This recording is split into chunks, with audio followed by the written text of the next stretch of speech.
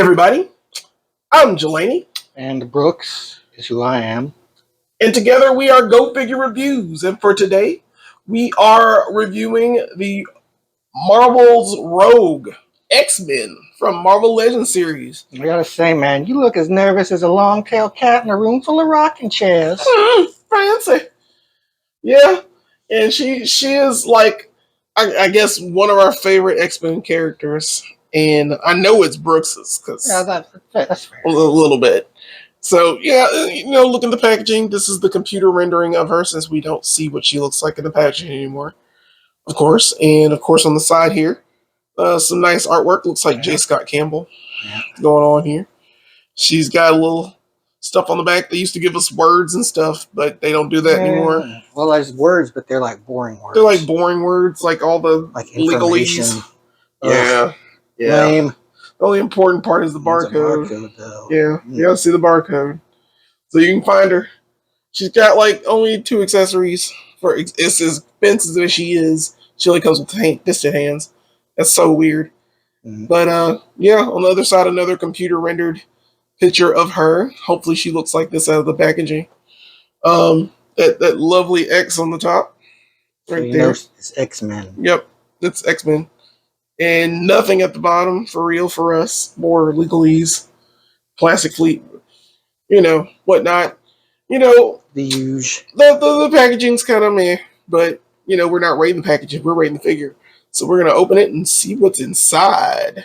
And here she is out of the package. And this version of Rogue was based on the, early 90s costume, which was this black and green, which is pretty good. I don't like it as much as the the classic Jim Lee yellow and green. Yeah. But it is kind of cool in its own way as well. It's like almost like a full body suit. Yeah, she needs that so no one touches her. Yeah. There's one thing that was kind of disappointing is they give you the 2 fist hands, as you can see here, fisties for punching, but they don't give you any gloveless hands. Which, they could have at least given 1 gloveless hand in here. Or anything else. Yeah, that's like, for the amount of money you're paying for these figures now, they go up to $30, and we don't have any accessories with it. It's just the figure. Yeah, she doesn't come with any alternate heads either. Nothing. It's a little sparse. Yeah. They could do better, but she looks pretty nice. There's a pretty good face there. Yeah, I like the head sculpt. I love that hair. And she got the swoopy hair. And, she's got pretty much what you'd expect from your typical Legends female figure as far as articulation these days. Got a nice chest swivel there. No ab crunch. Yeah. But she does have all the leg stuff, double jointed knees, of course. Got that. At the good ankle pivot there. So she's pretty typical, but yeah, that hair doesn't help her look up while she's flying, because you need a flying rogue. Yeah, a head with some windswept hair would have been nice as well. Yep. But she does look pretty good. They're aside from the short things, I'd say not too bad. All right, so for the occasion, I busted out a few fun little extras. First off, we'll take a look at this little card that I have. It's this Marvel 1991 Superheroes card. Yeah. And there she is, flying with some Sentinels behind her. Y'all better learn how to behave. And let's see what the stats are. She's number 42 in this set. But she's got some... looks like pretty good stats. Strength is 4, speed, agility 4, stamina 5, durability is 6, so she's tough. Yeah. Her intelligence is only at 1, though, so. But, I think 1 is probably average. Real name is unknown. We know now her name was Anna Marie, but back then, it was a mystery. Yeah. She was just Rogue. Group affiliation, X-Men, of course. Height, 5'8", weight 120 pounds. Wow. Her first appearance, Avengers Annual number 10 in 1981, the year of my birth. Crazy. No wonder there's such an attachment. Yeah. In a way, Rogue is two women in one, and both of them are bad news to bad guys. She's got all the powers of the former Miss Marvel, super strength, invulnerability, the ability to fly, plus her natural mutant ability to absorb the minds and powers of others. Skin-to-skin contact triggers the effects. Triggers the transfer, which leaves the victim in a coma. Although the effects are usually temporary, if Rogue touches someone for too long, as she did with Miss Marvel, she could be stuck with her powers and memories forever. Did you know Rogue's controversial past includes a criminal career under the wing of her shape-shifting foster mother, Mystique? Curious. Yeah, I also picked up a couple of interesting back issues at the comic shop the other day. This one is Uncanny X-Men, number 171, which is the issue in which Rogue joins the team. There she is being chased by the X-Men, who are being like real assholes. Yeah. Of course, they have the obligatory "Welcome to the X-Men. Hope you survive the experience." Classic. Chris Claremont, of course, and it's a pretty good issue. It's got it's Chris Claremont, so like there's like 5 different story threads being juggled in it. But another issue I picked up was this one. This is Uncanny X-Men 269, which is almost 100 issues after that her first appearance. Still the same writer, Chris Claremont, but Jim Lee is drawing now, as you can probably see there. And it's a lot more awesomer. Yeah, and she's wearing the black and green costume, fighting a zombie Miss Marvel. Like the Miss Marvel beef, like went on for a while. It's pretty much been cleared up since then, but it was a big plot point. And guess who wins? What was that helmet guy down there? Who is that guy? But yeah, in this issue, it's basically Rogue is teleported back home after like some kind of weird business, whatever. Oh, nice. Business is going on here. You know, Jim Lee. Yeah. Jim Lee, that guy. Okay, and here we have a multiple of rogues. A rogues gallery. I like it. And we decided not to show you the ugly rogue. You know which one we're talking about. Everyone knows. The first one. Yeah, the very first rogue was not our best rogue. But I have one, but I won't take it out of the box. And Brooks has one, but his leg's broke. Yeah. So, yeah. You were spared. You're welcome. So, over here we've got, like, I think this is, I don't know what this came from. You said it was like a... Yeah, like a different... I got it, like, way back in, like, early 2000s. Probably, like, 2000, 2001. I can't remember what set it was from, but it was the first Rogue figure that I ever had, because I never found the Toy Biz one back in the day. But she looks pretty good, and she has decent articulation for a figure from that era as well. True.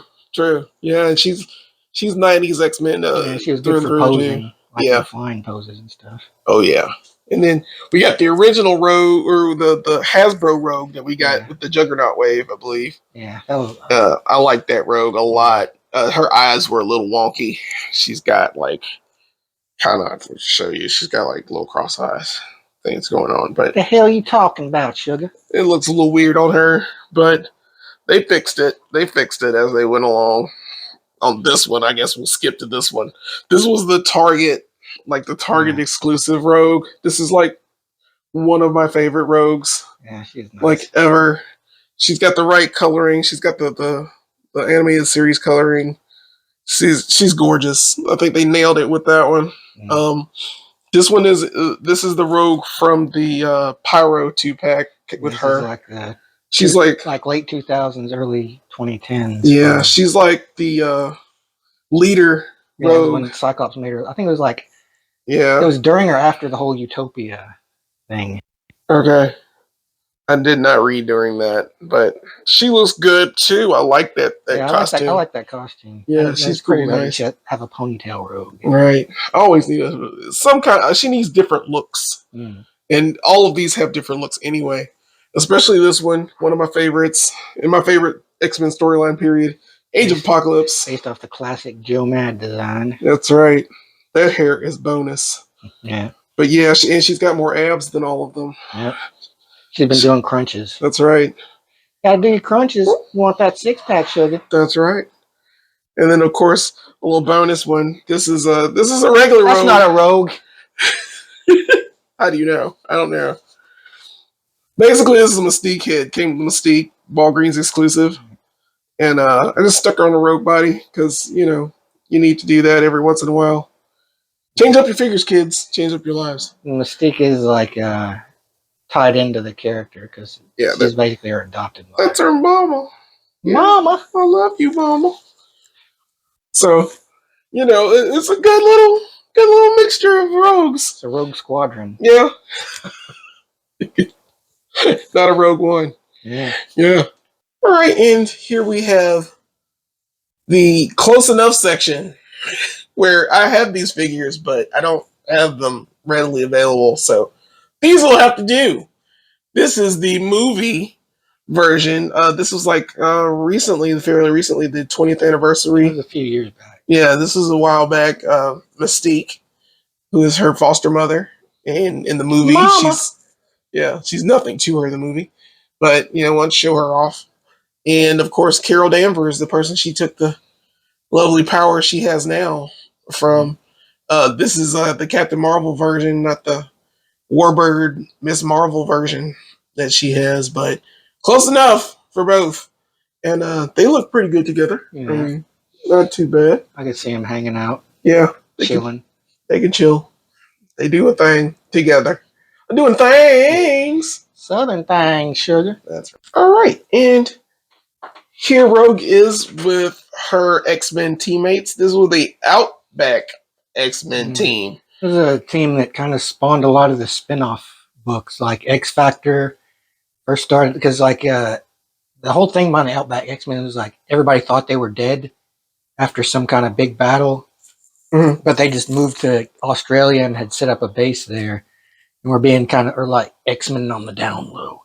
So Kitty and Nightcrawler went and formed Excalibur, and like the original X-Men formed X Factor at this time, which was the idea of like the spin-off X books. Oh, that makes sense. Okay. Goes on to this very day. Oh, yeah, because we needed more X books in our lives. Yeah, 34 million titles. And here she is with her bow gambit. 5-card stud. Jacks are better to open. I could get in there. Easy. I need to stop before I just quote the entirety of his lines from Night of the Sentinels. Yeah. But it looks pretty good. They're a cute couple. The Gambit Rogue romance was pretty irritating back when I first started reading in the 90s, because there was the whole thing is like, oh, I can't touch you, I can't even kiss you. It was like, but I love you, and it was like a whole thing. But they've since resolved it, and they're kind of a power couple now, which I think it's worked pretty well. Like they did a book called Mr. and Mrs. X, like a few years back, that was really good. Huh. So I think they've kind of ironed out the whole relationship problems with the two, and they're working it out. Okay, so all in all, this is a pretty decent Rogue. Mm-hmm. I'm not too mad about it. It's a functioning Rogue for your collection. Yeah. Another costume. I do like her hair. I like a lot of things about her. That's a great figure there. Good looking figure there. What do you think, Brooks? What do you think about it? I like her too, but like I think the downfall is like the lack of stuff that comes with her. Yeah. The fact that she only comes with 2 hands, no ungloved hands, no extra heads. It's like, come on, guys. Yeah. For the amount you're paying nowadays for these figures, which is ridiculous. Mm-hmm. They really need to work on that. So, of course, we give figure points out here. And I guess 0 to 5 is our ratings. So, Brooks, what would you give this Marvel Legends X-Men Rogue figure?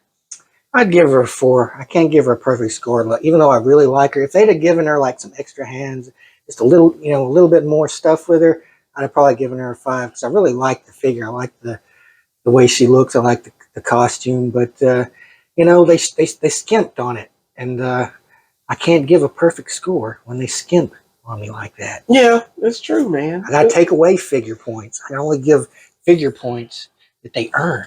Yeah, they gotta earn them. So and I agree, man. So I'm pretty much, you know what? I'm gonna give her 3. 3 figure points is fine with me because yeah, you don't get all the stuff with her. She needs to have a card. I think all the new figures need to have cards with them. McFarlane is doing it right by adding, stands and cards and things with them with little figures. Things. And you're not paying as much as you're paying for these figures now. You're paying almost $30 for something like this, and this as we're talking with the HasLab Sentinel right there, but it's crazy, man, that these prices keep going up and up and up for how little we're getting for it. So bone and a sugar. yeah, but I mean, I like the figure though; it's very nice. Yeah. It's just for the price point, it's not really worth it sometimes. And like if you're like dead set on collecting like every version of Rogue, you definitely want to get it. Yeah, she is a getter. Yeah, absolutely, man. So yeah, this is our review of the Marvel Legends X-Men Rogue figure. Please tell us in the comments what you would give as your figure points. Always, of course, like, share, subscribe, and of course, get out there and go figure.